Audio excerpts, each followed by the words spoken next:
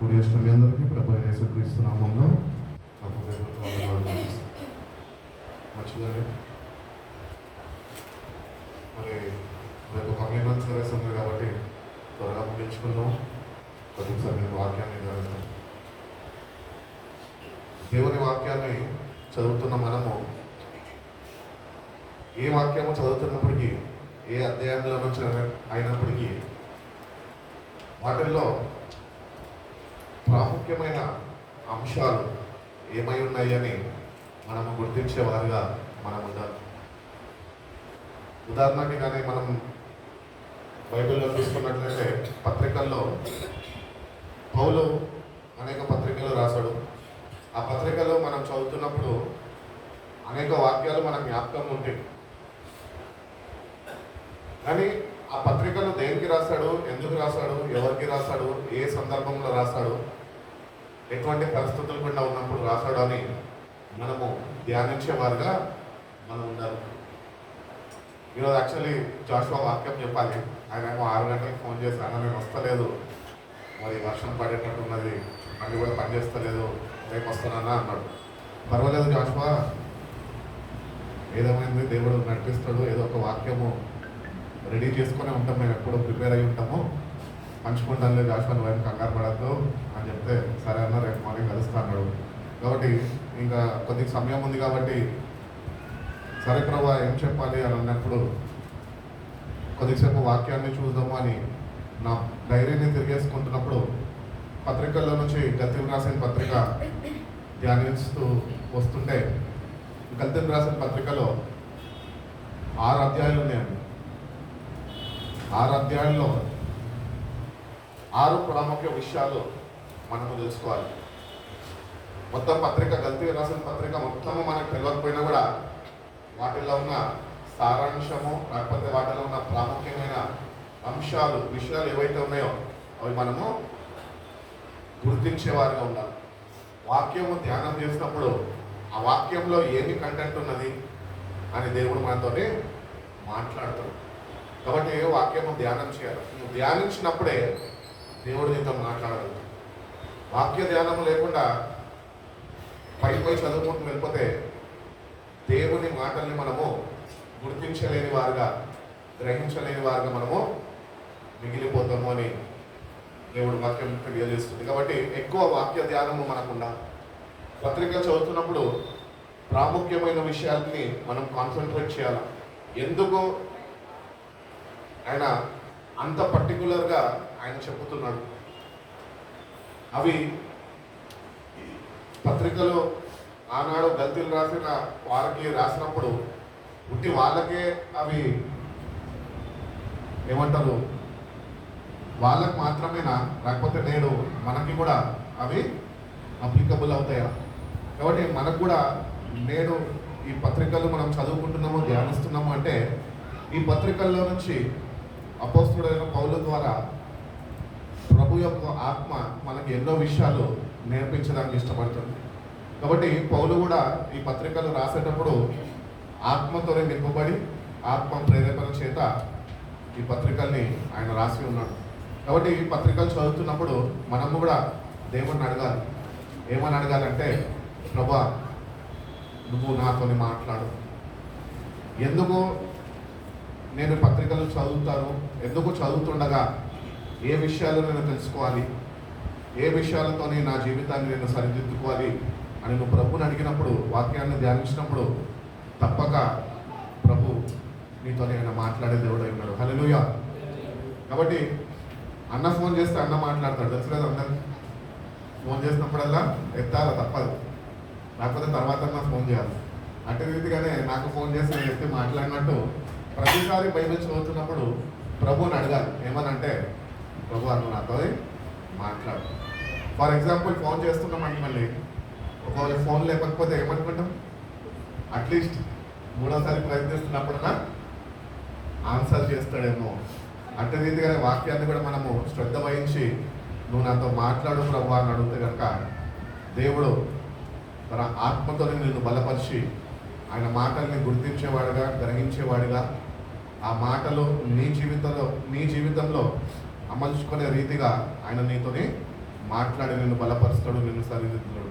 కాబట్టి ఈ గల్తీలు రాసిన పత్రికలో 6 అధ్యాయాలు ఉన్నాయి. 6 ముఖ్యమైన అంశాలు మనం చూద్దామండి. మొదటిగా గల్తీలు రాసిన పత్రికలో 1వ అధ్యాయము 10వ వాక్యము.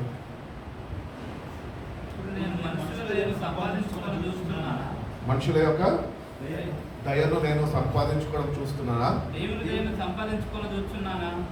నేను మనుషులను సంతోషపెట్టగోరుచున్నానా? ఇప్పటికీ మనుషులను సంతోషపెట్టు వాడవైతే క్రీస్తు దాసుడిని కాకపోయేదనో అని భక్తుడు ఆయన వాక్యంలో పత్రికల్లో తెలియజేస్తున్నాడు. కాబట్టి మనము ఇతరుల యొక్క మెప్పు కొరకు మనము ఎప్పుడు ఎదురు చూడొద్దు, వాళ్ళ దగ్గర నుంచి మనం ఆశించొద్దు, కోరుకోవద్దు. మనల్ని మెచ్చుకోవాల్సింది, మనల్ని ముద్దాడాల్సింది, మనల్ని ఆయన బలపరిచి ఆయన నడిపించాల్సింది దేవుడు మాత్రమే. కాబట్టి నువ్వు చేస్తున్న ఈ భక్తిలో దేవుడిని మెచ్చుకుంటే చాలు. మనుషులు ఏమన్నా అనుకోని, కానీ దేవుని దృష్టికి నువ్వు అంగీకారముగా ఉన్నావా? కాబట్టి మనుషుల యొక్క మెప్పు కొరకు ఒకవేళ నేను కానీ ప్రాకులాడుతుంటే, లేకపోతే ముందుకు వెళ్తుంటే నేను ఆయనకి దాసుడిని కాలేను అని చెప్తున్నాను. కాబట్టి దేవుణ్ణి వెంబడించాలి అంటే మనం ఒకటి గుర్తించాలి. ఏంటంటే దేవుడు మనం మెచ్చుకోవాలి. దేవుడు మనం మెచ్చుకుంటేనే. చాలాసార్లు సంఘాలకి అంటగట్టబడతాము, కొత్తగా సంఘాలకు వెళ్తూ ఉంటాము.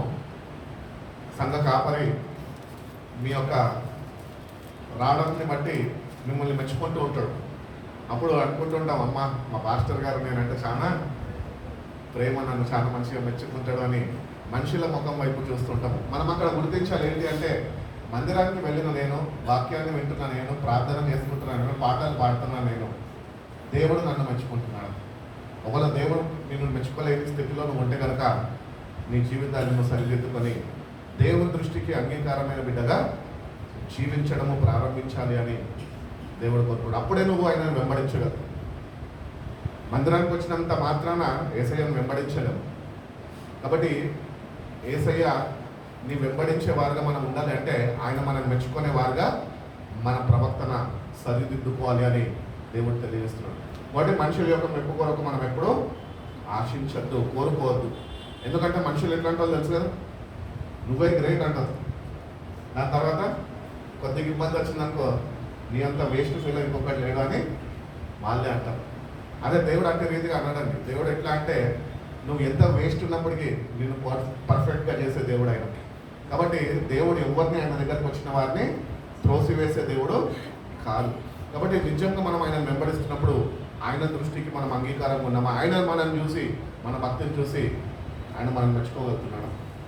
ఒకవేళ అటు రీతిగా ఉంటే నువ్వు ధన్యుడవే. ఒకవేళ అటు రీతిగా నీ జీవితం లేకపోతే కనుక నీ జీవితాన్ని మార్చుకునే అవసరము నీకు ఉన్నది అని దేవుడు తెలియజేస్తారు. సో ఫస్ట్ది మనం చూసుకున్నట్లయితే, do not live for the approval of others. ఇతరులు నిన్ను మెచ్చుకోక్కర్లే, దేవుడు నిన్ను మెచ్చుకుంటే చాలు అని 1వ అధ్యాయంలో ఆయన తెలియజేస్తున్నాడు. రెండోదిగా మనం చూసుకున్నట్లయితే 2వ అధ్యాయము 20వ వాక్యంలో ఏమంటున్నాడంటే, నేను క్రీస్తుతో కూడా సిలువైబడి ఉన్నాను, ఇంకా జీవించువాడు నేను కాదు, క్రీస్తే నా యందు జీవించుచున్నాడు. ఈ వాక్యాన్ని బట్టి మనం ఒకటి గుర్తించాలి. దాని తర్వాత కంటిన్యూ చేయమ్మా. నేను శరీరమందు జీవిస్తున్న ఈ జీవితము నన్ను ప్రేమించి నా కొరకు తను తాను అప్పగించుకున్న దేవుని కుమారునందు విశ్వాసము మూలన నేను జీవిస్తున్నాను అంటున్నాడు. కాబట్టి ఈ వాక్యాన్ని మనం చూసుకున్నట్లయితే, రెండోదిగా మనం ధ్యానించినట్లయితే, మనము క్రీస్తుతో కూడా సిలువ వేయబడిన వారము. మనము చాలాసార్లు సిలువని ధ్యానిస్తూ ఉంటాము, కానీ సిలువని ధ్యానించిన మనము కూడా ఆయనతో సిలువ వేయబడ్డాము అని ఎప్పుడు ధ్యానించము. అటు రీతిగా మనము జీవించడానికి సాహసించము. అందుకనే వాక్య ప్రకారం మనము జీవించే వారుగా ఉండాలి. అదే అంటున్నాడు, I have been crucified with Christ and I no longer live. అంటే your past is not defined. You are not defined by your past. నీ గతము బట్టి దేవుడు నిన్ను చూస్తలేదు. నువ్వు గతంలో ఒక తాగుబోతు ఉండొచ్చు, విధవగా ఉండొచ్చు, ఒక వ్యభిచారిగా ఉండొచ్చు, ఏమన్నా ఉండొచ్చు. కానీ క్రీస్తు దగ్గరకు వచ్చి నువ్వు కానీ నీ జీవితాన్ని ఆయనకి సమర్పించుకొని నువ్వు కూడా నీ కొరకు ఆయన ఎట్టి రీతిగా అయితే తను తాను అప్పగించుకున్నాడో, సులువు వేయబడ్డాడో, నీ జీవితాన్ని, నీ పాపిష్టి జీవితాన్ని, నీ పాపపు అలవాట్లను అన్నింటినీ నువ్వు విడిచిపెట్టి నేను కూడా క్రీస్తుతోనే సులువు వేయబడ్డాను అని నువ్వు విశ్వసించగలితే, అట్టి రీతిగా పాపాన్ని విడిచిపెట్టి దేవుడి కొరకు నువ్వు జీవించగలితే, దేవుడు అంటున్నాడు నీ గతంని నేను ఎప్పుడూ జ్ఞాపకము చేసుకోను, నువ్వు నాతోని సులువు వేయబడ్డావు, ఇంకా జీవించుచున్నది నువ్వు కాదు, జీవించుచున్నది నీలో నేనై ఉన్నాను అని దేవుడు తెలియజేస్తున్నాడు. కాబట్టి మనము ఎప్పుడు దేవుడిని ధ్యానిస్తున్నప్పుడు, యేసయ్య చేసిన త్యాగాన్ని ధ్యానిస్తున్నప్పుడు మనం ఒకటి గుర్తించాలి. ఏంటి అంటే, నేను కూడా సిలువ వేయబడ్డాను కదా, మరి సిలువ వేయబడ్డ నేను ఎందుకు ఇంకా ఈ లోకంలో పడిసేస్తున్నాను? కాబట్టి మనము నిజంగా ఆయనతో సిలువ వేయబడ్డమా లేదా అని మనము వాక్యం అనే అర్థంలో సరి చూసుకునే వారిగా మనం ఉండాలి అని దేవుడు కోరుకుంటున్నాడు. కాబట్టి ఈ 2వ అధ్యాయం 20వ వాక్యంలో చెప్తున్నాడు, నీ గతం బట్టి నేను నిన్ను ఏమీ అంటలేదు, నువ్వు కానీ నేటి నుంచన్నా నువ్వు క్రీస్తుతో కూడా సులువు వేయబడితే నువ్వు ఆయనను వెంబడించేవాడిగా నువ్వు ఉండగలుగుతావు. కాబట్టి సిలువ వేయబడకుండా దేవుణ్ణి వెంబడించలేము. అందుకనే పౌలు అంటున్నాడు, నేను ఆయనతో కూడా సిలువ వేయబడ్డాను. మొత్తము సర్వము విడిచిపెట్టారు ప్రభువులు, ఆస్తులు, అంతస్తులు, రక్త సంబంధాలు, స్నేహితులు, బంధువులు, చుట్టాలు అందరినీ విడిచిపెట్టి క్రీస్తుని వెంబడించేవారు ఆయన కోరుకుంటున్నారు. విడిచిపెట్టడం అంటే అందరిని వదిలేసి, ఇంటి వాకిని వదిలేసి ఎక్కడికో వెళ్ళిపోవడం కాదు. అట్టి రీతికి వెళ్ళిపోయినాం అనుకోండి, పోలీస్ స్టేషన్లో మిస్సింగ్ కేసు ఇస్తారు. అట్టి రీతిగా కాదు. దేవుణ్ణి వెంబడించే విషయంలో, నీకు అనుగ్రహించిన రక్షణ విషయంలో, నువ్వు ఆయనతో సిలువ వేయబడ్డా అన్న విషయంలో నువ్వు శ్రద్ధ వహించి నువ్వు నడుచుకునే వాడిగా నువ్వు ఉండాలి అని దేవుడు కోరుకుంటున్నాడు. కాబట్టి ఆయన ఒక్కడే సిలువ వేయబడలేదు. కొత్త నిబంధన క్రైస్తవులుగా క్రీస్తు రక్తంలో కడగబడ్డ మనం కూడా ఆయనతో సిలువ వేయబడాలి అనే వాక్యము సంధిస్తుంది. కాబట్టి నువ్వు ఇట్లాంటి వాడివి, నువ్వు అట్లాంటి దానివి అని మనుషులు అంటారు. కానీ దేవుడి దగ్గరికి వచ్చిన నువ్వు, దేవుడు ఎప్పుడు నువ్వు ఇట్లాంటి వ్యక్తిగా అన్నాడు. దేవుడు ఒకటే ఒకటి చెప్తాడు. ఏం చెప్తాడంటే, నువ్వు నేను నీ కొరకు ఎట్టి రీతిగా సిలువ వేయబడ్డానో నువ్వు నా కొరకు సిలువ వేయబడితేనే నువ్వు నన్ను వెంబడించగలుగుతావు. అందుకని సువార్తల్లో కూడా అంటాడుగా, ఓడైనను నన్ను ప్రేమించిన ఎడల వాడి సిలువ వాడు ప్రతిదినము వాడు మోసుకుంటూ వాడు నన్ను వెంబడించాలి అని. కాబట్టి దేవుడిని వెంబడించే వారికి ఉండాలంటే మొట్టమొదటిగా మనము సిలువ వేయబడాలి. ఈ లోకానికి సిలువ వేయబడాలి, మన సుఖభోగాలకి సిలువ వేయబడాలి, మన అలవాట్లకి సిలువ వేయబడాలి, మన పాపిష్టి జీవితానికి మనము సిలువ వేయబడాలి. అప్పుడే మనం క్రీస్తుతో కూడా మనము జీవించేవారుగా ఉండగలుగుతాం. అందుకని అంటున్నాడు, నేను క్రీస్తుతో కూడా సిలువ వేయబడ్డాను, ఇంకా జీవించుచున్నది నేను కాదు, క్రీస్తే నా యందు జీవిస్తున్నాడు. కాబట్టి దేవుడు మనలో జీవించాలి అనగా పరిశుద్ధాత్మ దేవుడిని మనము కలిగి జీవించే వారిగా మనం ఉండాలి. అందుకనే ప్రభువు వెళ్ళిపోతూ నేను మిమ్మల్ని అనాథులుగా వద్దాను, కానీ మీ వద్దకు మరొక ఆదరణకర్తని మీ వద్దకు పంపుతాను. ఆయన మిమ్మల్ని సత్యంలో నుంచి సర్వసత్యంలోనికి ఆయన నడిపిస్తాడు అని అంటున్నాడు. కాబట్టి ఈరోజు ప్రతి ఒక్క దేవుని బిడ్డలుగా ఉంటున్న మనం, క్రైస్తవులుగా ఉంటున్న మనం, రక్షణ పొందుకున్న మనము ఆత్మతోనే నడిపింపబడాలి.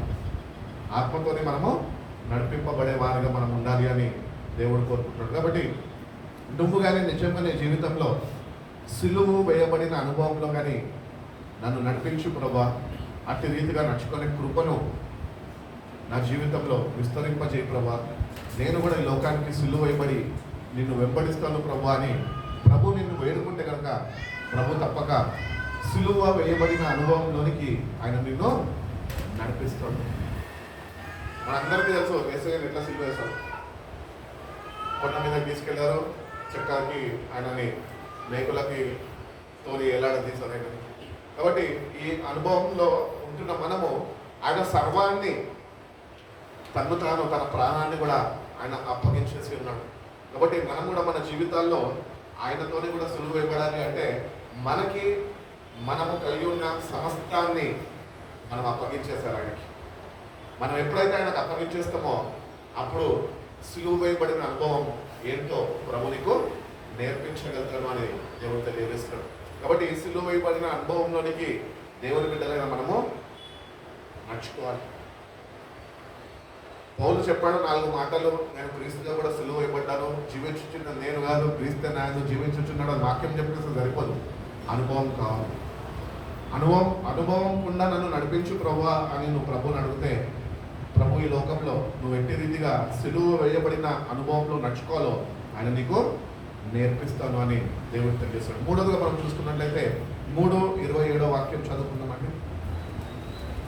గలతీయులకు రాసిన పత్రిక 3:27 వాక్యం. క్రీస్తులోనికి బాప్తిజం పొందిన మీరందరూ క్రీస్తులోనికి బాప్తిజం పొందిన మీ అందరూ క్రీస్తును ధరించుకొని ఉన్నారు. క్రీస్తుని ధరించుకొని ఉన్నారు. ఈరోజు నిజంగా క్రైస్తువులు అని పేరు పెడుతున్నాం, కానీ క్రీస్తుని ధరించుకునే వారంగా మనం ఏమాత్రము లేము. కాబట్టి మనం క్రీస్తుని ధరించుకున్న వారము అంటే ఫస్ట్ నువ్వేం చేయాలా? ఇతరుల మెప్పు కొరకు జీవించదు. రెండోదిగా ఏమంటున్నాడు? నీ గతం బట్టి దేవుడు నిన్ను ఆయన క్షమిస్తలేదు. నువ్వు ఈరోజు ఎట్లున్నావో నిన్ను నువ్వు పాపిగా ఒప్పుకొని నువ్వు ఆయన దగ్గరకు వస్తే ఆయన నిన్ను స్వీకరించుకుంటాడు. మూడోదిగా అంటున్నాడు, నువ్వు క్రీస్తుని ధరించుకొని ఉన్నావు. ఈరోజు నిజంగా క్రైస్తువులు అని పిలువబడుతున్నాం, కానీ ఈ క్రైస్తువులు అని పిలువబడుతున్న మన జీవితాల్లో ఈ లోకము క్రీస్తుని చూడలేని వారుగా మనం ఉంటున్నాం.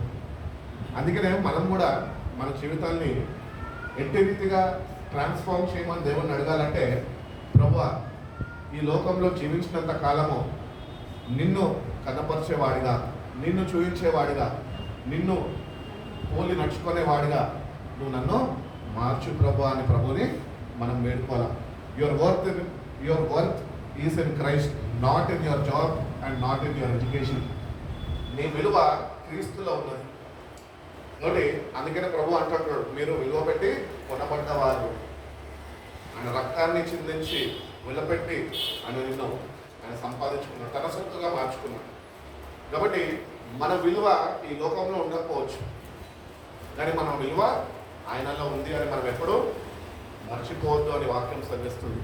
కాబట్టి చాలాసార్లు మనము బాధపడుతూ ఉంటాము, నాకు ఉమ్మడి విలువిస్తలేదు, నాకు విలువ లేదు, ఎందుకు ఈ జీవితం జీవించాలి అని. కానీ దేవుడు అంటున్నాడు, ఆయన త్యాగము ద్వారా ఆయన నీకు తెలియజేస్తున్నాడు, నువ్వేమీ అధైర్యపడక్కర్లేదు, నా ఎందు విశ్వసిస్తే నీ విలువ నా ఎందు భద్రపరచబడి ఉన్నది. కాబట్టి వీఆర్ మోర్ ప్రెషస్. మనము పక్షుల కంటే మీరు శ్రేష్ఠులు కారా అని ప్రభు అడుగుతున్నాడు. మనము ఆకాశ పక్షుల కన్నా శ్రేష్ఠులము. దేవుని దృష్టిలో మనము ఆయన బిడ్డలుగా మనం ఏర్పరచుకున్నాం. కాబట్టి మన విలువ అనేది దేవునిలో దాగి ఉన్నది. నువ్వు ఎప్పుడైతే క్రీస్తుని కలిగి ఉంటావో నీ విలువ ఏంటో నీకు అర్థమవుతుంది. కాబట్టి మనం ఈ లోకంలో ఉంటున్న మనము క్రీస్తుని ధరించుకొని నన్ను నడుచుకోవాలి. పౌలు కూడా అంటూ ఉంటాడు కదా, నేను ఆయనను పోలి నడిచి ఉన్నాను, మీరు నన్ను పోలి నడుచుకొనుడి. మరి ఆయనను పోలి నడుచుకోవాలంటే నువ్వు ఆయనతో సావాసం కలిగి ఉండాలి. ప్రతిదినము నువ్వు ఆయనతో నడుచుకునే వాడిగా ఉంటేనే నువ్వు ఆయన పోలికలోనికి నువ్వు మార్చబడగలుగుతావు. ఈరోజు మన పోలికలో మనము, మన తండ్రి పోలికలో మనము, మన తాత పోలికలో మనం ఉండడానికి కాదు దేవుడు ఏర్పరుచుకున్నాడు. ఆయన పోలికలో మనము మార్చబడాలి. అందుకనే దేవుడు మనల్ని ఏర్పరచుకున్నాడు. కాబట్టి క్రీస్తుని ధరించుకునే వారిగానే మనం ఉంటున్నామా? బట్టల్ని ధరించుకుంటాము, వస్త్రాన్ని ధరించుకుంటాము, బంగారాన్ని ధరించుకుంటాము, వాచ్ని ధరించుకుంటాము, ఒక చైన్ని ధరించుకుంటాము, బ్రేస్లెట్ని ధరించుకుంటాము, ఉంగరాలు ధరించుకుంటాము. ఇవన్నీ ధరించుకోవడానికి ఇష్టపడతామని క్రీస్తుని ధరించుకోవడానికి ఏమాత్రము మనం సాహసించము, అట్టి రీతిగా శ్రద్ధ వహించము, అట్టి రీతిగా మనము ధరింపబడము. అందుకనే వాక్యము చేత మీరు ఉతిక స్నానము చేయబడాలా, వాక్యము చేత మీరు అలంకరింపబడాలి అని పత్రికలో భక్తుడు తెలియజేస్తున్నాడు. కాబట్టి క్రీస్తుని ధరించుకోవడం అంటే మనము ఆయనతో ఎక్కువ సావాసం చేస్తుండగా, ఆయన సన్నిధిలో ఎక్కువ వేచి ఉంటుండగా, ఆయన వాక్యాన్ని ఎక్కువ చదువుతుండగా ఆ ట్రాన్స్ఫర్మేషన్ అనేది దేవుడు మన జీవితాల్లో ఆయన ప్రారంభిస్తాడు. కాబట్టి మన పోలిక ఆయన పోలిక వల్లే మార్చబడతారు. అందుకని అంటున్నాడు, మీరు వాక్యం చేత ఉతిక స్నానం చేయబడాలి. వాక్యము నిన్ను కడుక్కోవాలి. వాక్యము చేత నీ హృదయాన్ని నువ్వు సరి చేసుకోవాలి. నువ్వు ఎప్పుడైతే వాక్యాన్ని నీ హృదయానుసారంగా నువ్వు చదవగలుగుతావో, నీ పూర్ణ హృదయంతో నీ వాక్యాన్ని చదివి ధ్యానించగలుగుతావో, ఆ వాక్యం చేత పరిశుద్ధాత్మ సహాయం చేత దేవుడు మన హృదయాన్ని ఆయన కడుగుతాడు, శుద్ధి చేస్తాడు. కాబట్టి వాక్యము చేత మనము కడగబడాలి అని దేవుడు కోరుకుంటున్నాడు. కాబట్టి అందుకనే క్రీస్తుని ధరించుకునే వారిగా మనం ఉండాలి. క్రైస్తవులుగా ఎన్నో సంవత్సరాల నుంచి ఉంటున్నాం, కానీ క్రీస్తుని ధరించుకోలేని అనుభవం ఎందుకు తెలుసా? వాక్యము మనలో ఉండదు. ఈ వాక్యం మనలో ఉన్నప్పుడు క్రీస్తుని ధరించుకున్న అనుభవం మనకి లభిస్తుంది. కాబట్టి ఈ వాక్యంని మనము ధరించుకోవాలి, వాక్యంని కలిగి జీవించాలి.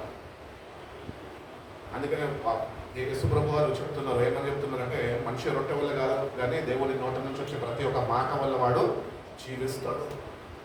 కాబట్టి వాక్యము మనకు కావాలి, వాక్యము మన హృదయంలో భద్రపరచబడాలి, వాక్యంని ఆధారము చేసుకొని మన విశ్వాసము ముందుకు కొనసాగాలి. ఆ వాక్యమే నిన్ను కాపాడుతుంది. అందుకని కీర్తనకారుడైన దావీదు అంటాడు, 119 కీర్తన 105 వాక్యంలో అంటూ ఉంటాడు, నీ వాక్యమే నా పాదములకు దీపమై ఉన్నది, నా త్రోవకు వెలుగై ఉన్నది. కాబట్టి దేవుని వాక్యం మనకు ఉన్నప్పుడు అప్పుడు మనము ఆయనని ధరించుకున్న అనుభవంలోనికి మనం నడుచుకోగలం. కాబట్టి వస్త్రాలు వేసుకుంటే సరిపోదు, బట్టలు వేసుకుంటే సరిపోదు. క్రైస్తవులు తల దగ్గర నుంచి అరికాలు వరకు వాక్యము చేత వాడు అలంకరింపబడాలి. అది క్రీస్తుని ధరించుకున్న అనుభవం. అందుకని మన జీవితాల్లో ఇప్పటివరకు క్రీస్తుని ధరించుకోలేదేమో, కానీ నేటి నుంచి నిన్ను ధరించుకొని నిన్ను వెంబడించే కృపను నాకు దయచేయండి. గురువుని చూస్తారు భక్తి చేసేటోళ్ళు, మాలలేస్తారు కదా బయట. గురువు గారు ఏం మాలేస్తారో శిష్యులందరూ అదే మాలేస్తారు, అవునా? గురుగారు బ్లాక్ వేస్తారని వీడు రెడ్ వేస్తాడా? ఇయ్యడు. బ్లాక్ వైట్ వేస్తాడా? ఇయ్యడు. అట్లనే మనం కూడా యేసయ్యని ధరించుకుంటే మనం కూడా ఆయన పోలిక వల్ల మార్చబడతాము, ఆయనని వెంబడించబడే వారుగా మనం ఉండగలుగుతాం. అందుకని క్రీస్తుని మనము ధరించుకోవాలి అంటున్నాడు. 4:7 అంటున్నాడు, 4వ అధ్యాయం 7వ వాక్యంలో అంటున్నాడు, అమ్మా కాబట్టి నువ్వు ఇక దాసుడవు కాదు, కుమారుడవు అయితే దేవుని ద్వారా వారసుడవు. కాబట్టి మీరు ఇంకా దాసులు కాదు అని ప్రభు చెప్తున్నాడు. ఎందుకంటే నువ్వు ఈ అనుభవాలు గుండా వెళ్ళి ఉన్నావు, ఆయనతో నేను సిలువ వేయబడ్డావు, ఆయనని ధరించుకున్నావు. నీ గతంని బట్టి నువ్వు జీవిస్తలేదు కానీ క్రీస్తుని బట్టి జీవిస్తున్నావు. ఇతరుల యొక్క మెప్పు కొరకు కాదు కానీ దేవుడు నన్ను మెచ్చుకుంటే చాలు అని జీవిస్తున్నావు. కాబట్టి ఆయన అంటున్నాడు, మీరు ఇక దాసులు కారు. మనుషులు అనొచ్చు, వాడ పలానా పట్టబడి ఉన్నాడు, పలానా అలవాటల్లో ఉన్నాడు అని మనుషులు అంటారు. కానీ దేవుడు వాక్యం సెలవిస్తుంది, మీరు కానీ నన్ను ధరించుకుంటే, నన్ను వెంబడిస్తే, నన్ను పోలి నడుచుకుంటే మీరు ఇక దాసులు కాదు, మీరు నా కుమారులు అని దేవుడు తెలియజేస్తున్నారు. కాబట్టి కుమారులు అయితే మనం ఆయనకి వారసులం. కాబట్టి దేవుని రాజ్యానికి మనం వారసులం. ఆ రాజ్యము దేవుడు నీ కొరకు నా కొరకు ఆయన సిద్ధపరిచి ఉన్నాడు. అందుకనే యోహాను సువార్త 14వ అధ్యాయంలో అక్కడ మీ హృదయాన్ని కలవరపడనియద్దు, నా తండ్రి ఇంట అనేక గృహాలు ఉన్నాయి, నేను వెళ్ళి వాటిని సిద్ధపరిచి నేను మళ్ళీ మీ యొద్దకు వచ్చి నేను ఉండే స్థలంలో మీరు కూడా నాతో ఉండే రీతిగా ఉండేలాగున నేను వచ్చి మిమ్మల్ని మళ్ళీ నేను తీసుకొని వెళ్తా అంటున్నాడు. కాబట్టి ఆ వారసత్వపు హక్కుని దేవుడు మనకి అనుగ్రహించి ఉన్నాడు. కాబట్టి మనము వారసులము, దేవుని బిడ్డలము, దేవుని రాజ్యానికి చేరేవారంగా ఉంటున్నాం. కాబట్టి మనము దేవుని కుమారులుగా ఈ భూమి మీద మనం జీవించాలి. అప్పుడే నీకు ఆ వారసత్వము నీకు లభిస్తుంది. ఈరోజు సీఎం కుమారుడు ఉంటే వాడు మామూలుగా అందరిలో తిరుగుతాడా? లేదు, వాడికి ఒక సెక్యూరిటీ ఉంటుంది. మనకు కూడా అట్టి రీతిగానే దేవుని బిడ్డలుగా ఉంటున్నప్పుడు దేవదూతల కాపుదల దేవుడు మనకి అనుగ్రహించున్నాడు. మనము పైన వాటినే వెతికేవారిగా మనం ఉండాలని కొలసీలు రాసిన పత్రికలో భక్తుడైన పౌలు తెలియజేస్తుంది. కాబట్టి దేవుని బిడ్డలుగా మనము ఏమాత్రమో మనము ఇంకా ఏమి కాదంటారు, you are no longer a slave. నువ్వు ఏం కాదంట, దాసుడవు కాదు కానీ నువ్వు వారసుడవు, కుమారుడువు అని దేవుడి వాక్యము సెలవిస్తుంది. కాబట్టి మనము ధైర్యాన్ని తెచ్చుకోవాలి. ఏదంటే నేను ఇంకా ఏమాత్రము దాసుడిని కాదు, పాపానికి దాసుడిని నేను కాదు. ఒకవేళ ఇంకా నీలో ఏదైనా పాపం ఉంటే ఆ పాపాన్ని జయించే శక్తిని నాకు అనుగ్రహించు ప్రభా, ఆ పాపాన్ని జయించుకొని కృపను నాకు దయచే ప్రభా అని ప్రతిదినము దేవుని సన్నిధిలో మోకరించి వాక్యము ధ్యానిస్తూ నువ్వు కానీ జీవించగలితే నీలో ఉంటున్న పాపాన్ని కూడా జయించే శక్తిని దేవుడు తన వాక్యం ద్వారా నీ జీవితంలో ఆయన అనుగ్రహిస్తాడు. కాబట్టి మనము దేవునికి వారసులంగా, కుమారులంగా మనం ఉంటున్నాము. పరలోక రాజ్యం ఎవరితో కాదు, పరలోక రాజ్యము మనదే. మరి మనదే అని మనం ఇంత సంతోషంగా ధైర్యంగా చెప్తున్నామంటే అట్టి ప్రవర్తన కలిగి జీవిస్తేనే ఆ పరలోక రాజ్యానికి మనము చేరగలం. వాక్యం తెలియజేస్తుంది కదా, పరిశుద్ధత లేకుండా దేవుని ఎవ్వరు చూడలేరు. కాబట్టి పరిశుద్ధత మనలో లేకపోతే పరలోక రాజ్యం ఏమాత్రం మనము చేరలేము. అందుకనే వాక్యము చేత ఉత్త స్నానం చేయబడి మనము దాసులము కాదు అని గుర్తించి, ఇంకా ఏదన్నా దాసత్వపు కాడి కింద నువ్వు ఉంటే ఆ కాడిని నాలో విరగొట్టు ప్రభా, విడుదల నాకు అనుగ్రహించు ప్రభా, నన్ను విడిపించు ప్రభా అని నువ్వు ఆయనని బ్రతిమలాడుకుంటే, వేడుకుంటే, ఆయన సన్నిధిలో కన్నీళ్ళమయమైతే, కన్నీళ్లు విడవగలితే ప్రభు నీకు తప్పక నీ బంధకాల నుంచి విడుదల కలుగు చేస్తాడు. చాలా మందికి బంధకాలు ఉంటాయి. బంధకాలు ప్రతి ఒక్కరికి ఉంటాయి, ఏదో ఒక బంధకం. ఆ బంధకాల నుంచి మనం విడుదల పొందుకోవాలి. ప్రభుని అడగాలి, ప్రభు నన్ను విడిపించు, ఆ విడుదల నా జీవితంలో నాకు అనుగ్రహించు అని అడిగినప్పుడు దేవుడు అనుగ్రహిస్తాడు. చాలామంది వర్క్ అటాచ్ అయిపోతారు, అది కూడా ఒక బంధకమే. దేవుని సన్నిధికి సమయం ఉండదు వాళ్ళ దగ్గర. ఎందుకు? వర్క్ ప్రెషర్, అది కూడా ఒక బంధకమే. డబ్బు సంపాదించాలన్నది ఒక బంధకమే. ఫ్రెండ్స్ని వదులుకోవాలంటే అదొక బంధకమే. ఫ్రెండ్స్ని వదలరు. ఈరోజు ఫ్రెండ్స్ అంతా వదిలేసారు కాబట్టి నేను ఇక్కడ ఇంత ధైర్యంగా నిలబడి మీతో మాట్లాడగలుగుతాను. నా చిన్నప్పుడు చెడ్డి ఫ్రెండ్స్ని కూడా వదిలేసాను. ఇంట్లో వరకు నేను వాళ్ళని చూడలేదు. చూసి కూడా దగ్గర దాదాపు 12-15 సంవత్సరాలు అయిపోతుంది. ఎక్కడైనా కంప్యూటర్లో, సోషల్ మీడియాలో ఎక్కడైనా కనిపిస్తే వాళ్ళ ఫోటోలు చూడబడతాం.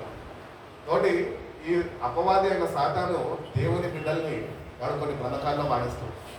ఆ బంధకాల నుంచి మనమే ఆత్మీయ ఎదుగుదల కొరకు ఆ విడుదలను పొందుకుంటేనే ఎక్కువ ఆత్మీయంగా ఎదగగలం. కాబట్టి స్పిరిచువల్ గ్రోత్ అనేది మనకు కావాలంటే నువ్వు స్లేవ్గా ఉండడానికి వీల్లేదు. You should be a free person. దేవుడు నిన్ను అన్ని బంధకాల నుంచి ఆయన నిన్ను విడిపించే అనుభవం నీకు కావాలి. కాబట్టి నువ్వు దాసుడివి కాదు అని దేవుడి వాక్యము సెలవిస్తుంది. కాబట్టి ఇంకా ఏదన్నా బంధకాలు, దాసత్వపు కాడి కింద నువ్వు ఉంటే దేవుని దగ్గరకు వచ్చిన నువ్వు, ప్రభువా ఫలానా వాటిల్లో నేను పట్టబడి ఉన్నాను, వాటిల్లో నేను బందీ అయి ఉన్నాను, నన్ను విడిపించు ప్రభా, విడుదల నాకు అనుగ్రహించు ప్రభా, వాటినన్నింటినీ నా ఆత్మీయ ఎదుగుదలకి ఇవన్నీ ఏవైతే ఈ లోకపరమైనవి స్నేహితులు కానీ, మనుషులు కానీ, రక్త సంబంధులు కానీ ఎవరైతే ఉన్నారో వాళ్ళందరినీ మీ నామంలో నాలో నుంచి దూరం చేయి ప్రభా అని నువ్వు ప్రభుని అడిగితే కనుక ప్రభు తప్పక ఆ దాసత్వ అనుభవంలో నుంచి నిన్ను స్వతంత్రకుడిగా నిన్ను మార్చుతాడు. అప్పుడు నీకు ఏ బంధకాలు ఉండవు. పొద్దున్న లేస్తే ప్రార్థన అంటే ప్రార్థనకు వెళ్ళిపోతావు, దేవుడిని స్థుతిస్తుంటావు, వాక్యం చదువుతావు, నీ పని నువ్వు దేవుడిని స్మరించుకుంటావు, దేవునితో ముందుకి కొనసాగిపోగలవు. కాబట్టి మనం ఏమాత్రము దాసులం కాదు అని వాక్యం సెలవిస్తుంది. మనం కుమారులము అంటే వారసత్వం హక్కు. పరలోక రాజ్యంలో ఏవైతే దేవుడు నీ వరకు దాచి ఉంచడో అవన్నీ నువ్వు స్వతంత్రించుకునే వాడిగా నువ్వు ఉంచినావు. అందుకనే ప్రభు అంటాడు, మీరు ఈ భూమి మీద దేన్ని బంధిస్తారో నేను పరలోకంలో వాటిని బంధిస్తాను అంటున్నాడు. ఎంత అధికారం ఇచ్చాడు చూడండి దేవుడు తన కుమారులకి. కాబట్టి అనుభవం కూడా మనకు కావాలి. ఏం అనుభవము? ప్రభా భూమి మీద నేను ఫలానా దాన్ని నేను బంధిస్తున్నా అంటే అది పరలోకంలో బంధింపబడితేనే అది ఇక్కడ బంధింపబడుతుంది.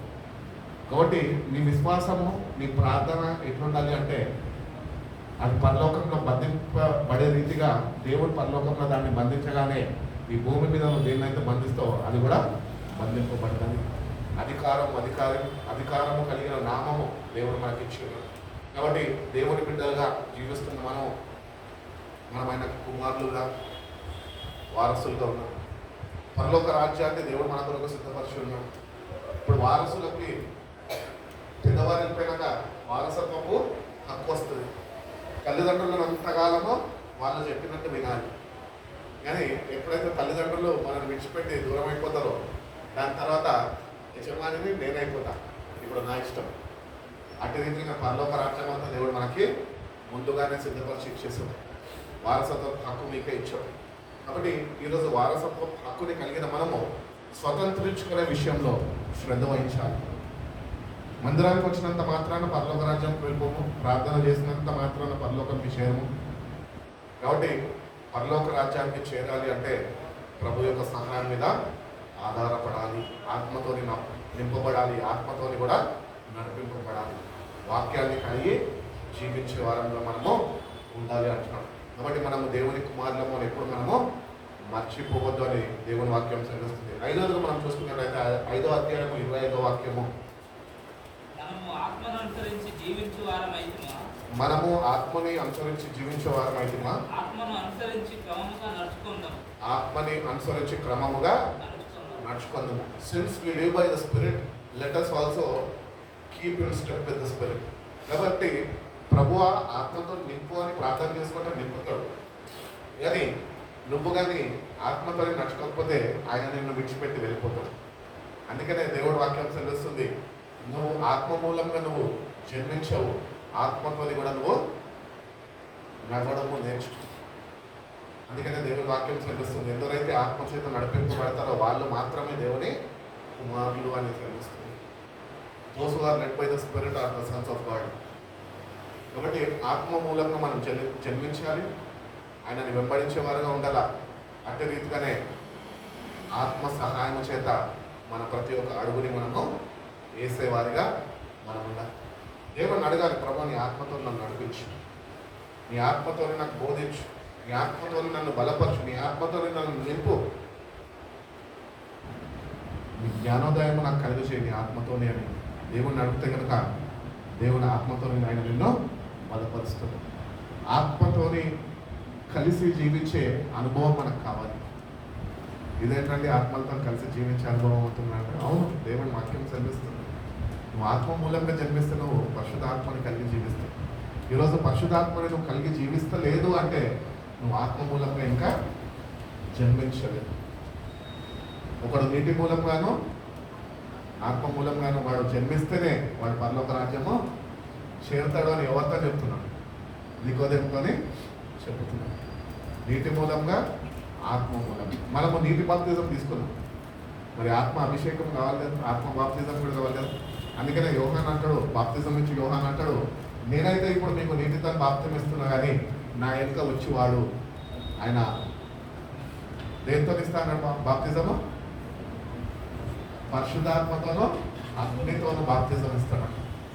అంటే క్రీస్తు కొరకు మండింపజేసే జీవితం, క్రీస్తు కొరకు ప్రకాశించే జీవితము దేవుడు మనకి అనుగ్రహిస్తాడు. అందుకనే మనం ఆత్మమూలంగా మనము జన్మించాలి.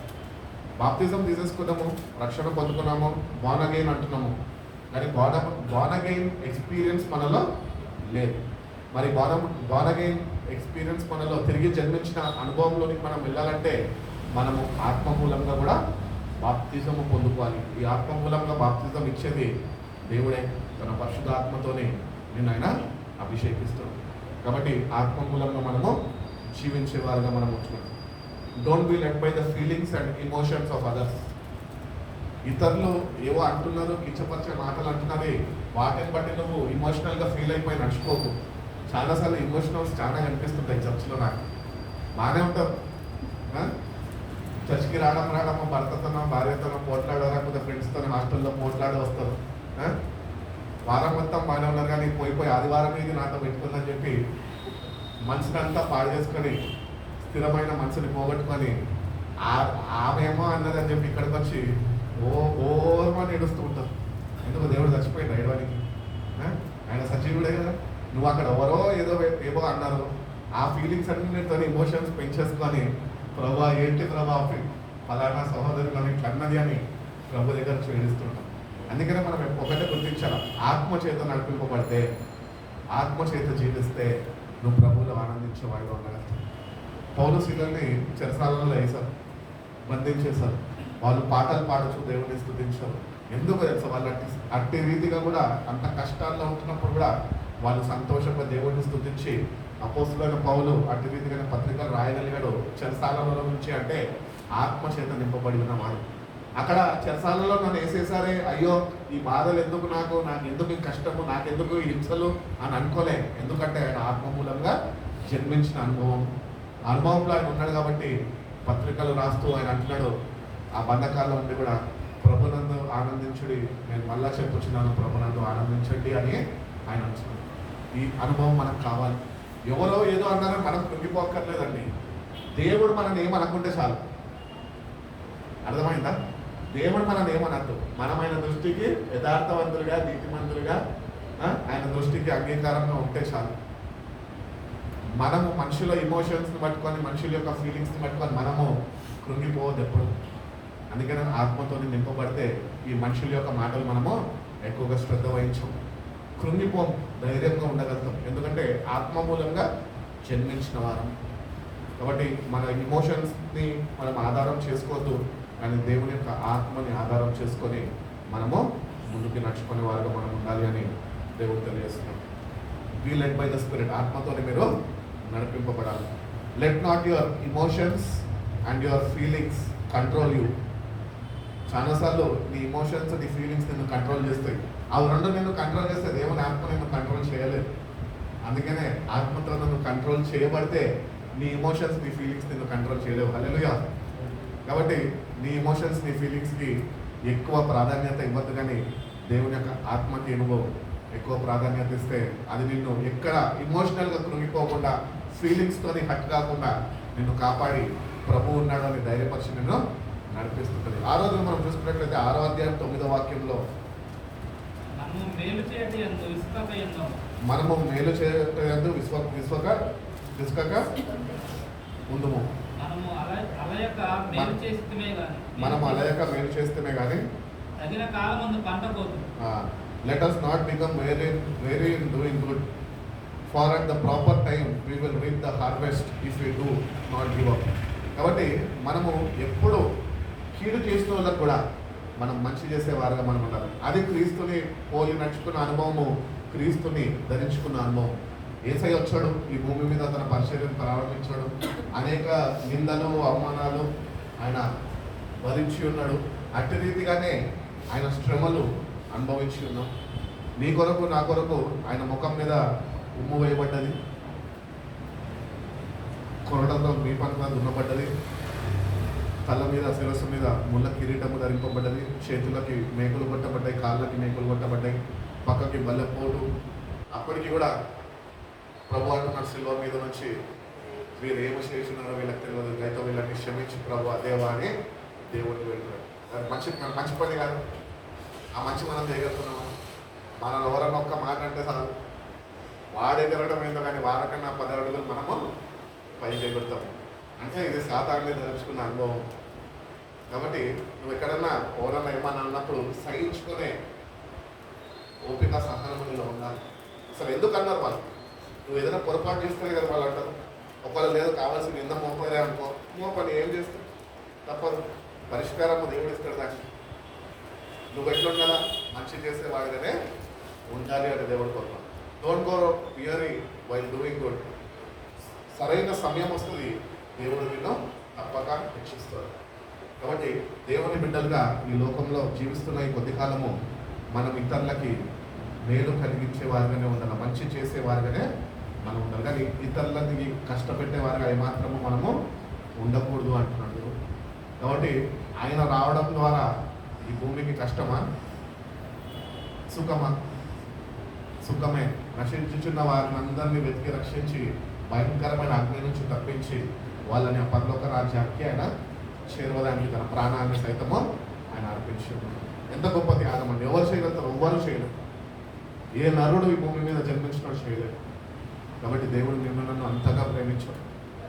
అందుకనే దేవుడు అంటున్నాడు, మంచి అంటూ ఎవరన్నా ఉన్నారు అంటే యేసయ్య అంటున్నాడు, మంచి అంటూ ఈ భూమి మీద ఎవ్వరు లేదు, కానీ మంచి అంటే దేవుడే మంచివాడు.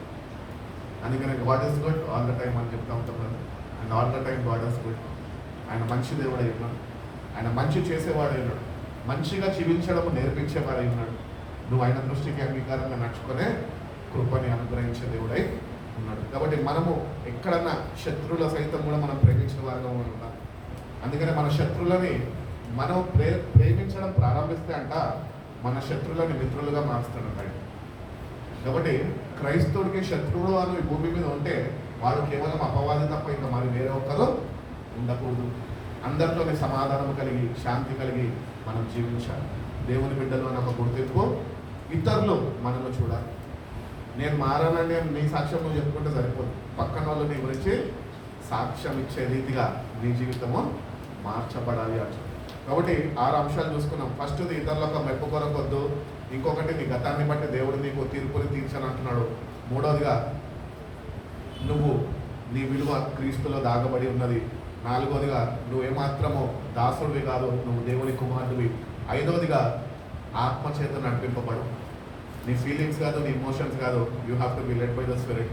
6వదిగా దేవుడు చెప్తున్నాడు, నువ్వు మంచి చేసేవాడిగానే ఉంటే తగిన సమయంలో నేను నీకు తగిన బహుమానము అనుగ్రహిస్తాను.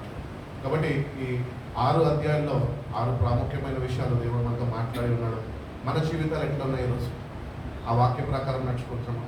మనం చూసుకున్నది 6 వాక్యాలు మాత్రమే. ఒకటే పత్రికల నుంచి 6 వాక్యాలు చూసుకున్నాం. 6 అధ్యాయులు 6 వాక్యాలు. ఈ 6 అధ్యాయుల్లో 6 వాక్యాల్లో ఒక్కటన్నా నీ జీవితంలో వర్తిస్తుందా? ఆ ప్రకారం నువ్వు జీవించగలుగుతున్నావా? ఒకవేళ లేకపోతే కనుక దేవుని సన్నిధికి వచ్చిన నువ్వు, దేవా వాక్యం అయితే విన్నాను కానీ నేను అటు రీతిగా జీవించలేని వాడుగా నేను ఉంటున్నాను ప్రభా, నన్ను దయతో క్షమించు.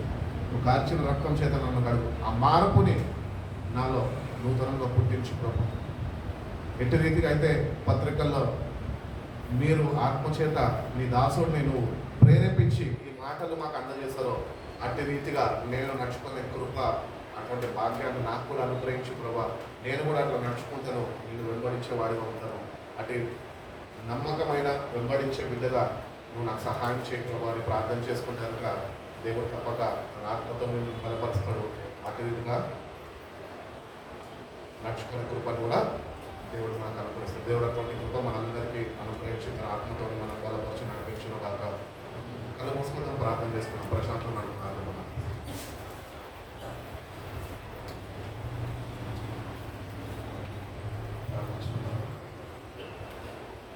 దేవుల తండ్రి కృపల దేవ యేసయ్య, మీరు మాతో మాట్లాడి అయా తండ్రి ప్రభావ మీ యొక్క అయా తండ్రి ప్రభావ విలువైన మాటల చేతులు మమ్మల్ని సరిదిద్దుతూ అయా బలపరిచింది రాస్తూ చూపిస్తున్నాం.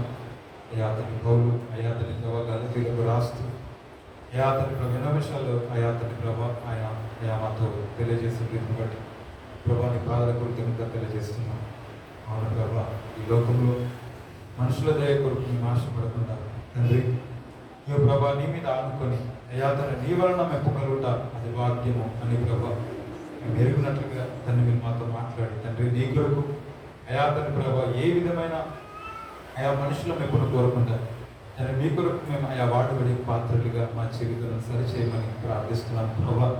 అయా మీరు మమ్మల్ని ఎంతో ప్రేమించి మీరు మాతో సెలవిస్తున్నారు. నిజంగా ప్రభా అయా తండ్రి ప్రభా పౌలు అంటాడు, నేను క్రీస్తుతో కూడా సిలువబడి ఉన్నాను. అయా తండ్రి ప్రభా జీవించువాడని నేను కాను. అయా తండ్రి ప్రభా మా జీవితంలో అయా తండ్రి మా హృదయము అనే ఆలయంలో ప్రభా అయా తండ్రి ప్రభా నిన్ను మేము ప్రభా నిలుపుకునేటట్టుగా మా జీవితాలు ఉండేలా సాయం చేయమని ప్రార్థిస్తున్నాం. తండ్రి ప్రభా నిన్ను ధరించుకునే జీవితం అయా తండ్రి ప్రభా నీ ప్రేమను ఇతరులకు పంచే జీవితం అయా తండ్రి ప్రభా నీ యొక్క స్వరూపము మాయందు ఏర్పరచబడినట్లుగా అయా తండ్రి ప్రభా నీ స్వరూపంలోకి నీ ప్రత్యక్షతలోకి మా జీవితాలను నడిపించమని కోరుతున్నాము ప్రభా. అయా తండ్రి ప్రభా నీ యొక్క వారసులుగా మమ్మల్ని చేసి అయా తండ్రి ప్రభా సమస్తములకు మమ్మల్ని ప్రభా వారసులుగా మీరు మార్చారు. ఒకప్పుడు అయా తండ్రి ప్రభా అపరాధముల చేత చచ్చిన వారమై ఉన్న మా జీవితాలను, ఒకప్పుడు ప్రభా దాస్యంలో ఉన్న మా జీవితాలను తండ్రి ప్రభా మీరు అయా తండ్రి బాగు చేసి నీ కృప చేత మమ్మల్ని రక్షించి తండ్రి నీ కుమారులుగా మాకు కృపనిచ్చి అయా తండ్రి సమస్తములకు మమ్మల్ని వారసులుగా చేసి ఈ దినమున నీ సన్నిధిలో మమ్మల్ని నిలిపిన తండ్రి నీ పాదాలకు స్తోత్రం. మా క్రియల వల్ల మీరు చేయలేదు కానీ ప్రభా కేవలం నీ కృప ద్వారా అయా తండ్రి ఉచితముగా మా జీవితాలను నీ రక్తం ఇచ్చి మమ్మల్ని మార్చావు తండ్రి. నీ పాదాలకు స్తోత్రాస్తుతులు చెల్లిస్తున్నాం. అయా తండ్రి ఆత్మచేత మేము నడిపింపబడుతూ అయా తండ్రి ప్రభా నీ ఆత్మచేత మేము అయా తండ్రి ప్రభా ఎరిగిన వారం ఏంటి అయ్యా ఈ లోకంలో ప్రభా అపవాది తంత్రములను ఎరుగుతూ గుర్తెరుగుతూ ప్రభా అయా తండ్రి నీ ఆత్మచేత మేము సంధింపబడుతూ నీ ఆత్మచేత ప్రేరేపించబడుతూ నీ ఆత్మచేత బోధింపబడుతూ నడిపింపబడుతూ అయా తండ్రి ప్రభా నీ రాకడ వరకు సాక్షులు ఉండడానికి కృపను దయచేయమని ప్రార్థిస్తూ అయా తండ్రి ప్రభా నీవు రాకడ వరకు ప్రభా అయా మేలు చేయడంలో మేము ఎల్లప్పుడూ కూడా విసుగగా అయా తండ్రి ప్రభా ఎల్లప్పుడూ మేలు చేయనట్లుగా ఇక తండ్రి నీ యొక్క ప్రేమను నీ సుగుణాలను నీ మనస్సును మేము అయా తండ్రి ధరించుకొని అయా నీ మనస్సుని ఇతరులకు మేము అయా తండ్రి చూపించే వారంగా మా జీవితాలు వచ్చామని ప్రార్థిస్తూ ఇక తండ్రి ఇంతవరకు మీరు మాతో మాట్లాడిన రీతిని బట్టి నీ అద్భుతమైన ప్రేమను బట్టి అయా తండ్రి ప్రభా మేము మమ్మల్ని హెచ్చరించిన రీతిని బట్టి నీ పాదాలకు స్తోత్రాలు చెల్లిస్తూ తండ్రి ప్రభా ఈ వాక్యం మా జీవితంలో అయా తండ్రి ప్రభా ఆశీర్వాదకరంగా అయా తండ్రి ఫలించినట్లుగా అయా నీ గలితులకు రాసిన ఈ పత్రిక అంతా కూడా తండ్రి ప్రభా వాటిలో ఇవిడున్న ఈ మర్మాలను నడిచిన ద్వారా మేమందరము కూడా నీకు సమీపంగా రావడానికి కృప మాకు దయచేయమని మమ్మల్ని చేతిలో పెడుతూ ఇక రేపటి దినం జరగబోతున్న యా తండ్రి ప్రభు సర్వీసెస్ అంతా స్వాధీనం తీసుకో మమ్మల్ని సిద్ధపాటు దయచేసి యా తండ్రి ప్రభు సిద్ధపాటుతో నిషేధం నీ రక్తం రావడానికి మమ్మల్ని సిద్ధపరచిన ఈ ప్రభు ఈ సంఘాన్ని దీవించి ఆశీర్వదించి మీకు బిడ్డలందరినీ చేతిలో పెడుతూ మమ్మల్ని చేతిలో పెట్టి వేస్తున్నామమ్మను ఈ ప్రార్థన వేడుకను సమర్పిస్తున్న నా ప్రియపరమందరూ ఆమె సంపూర్ణ విషయం భౌతిక అనంత నాశనం కలుగును గాక యేసునామముకే స్తుతి స్తోత్రం కలుగును గాక ఆమేన్. ప్రభు పేరట మీ అందరికీ వందనాలు. రేపు ఉదయకాల ప్రార్థన 10 గంటలకు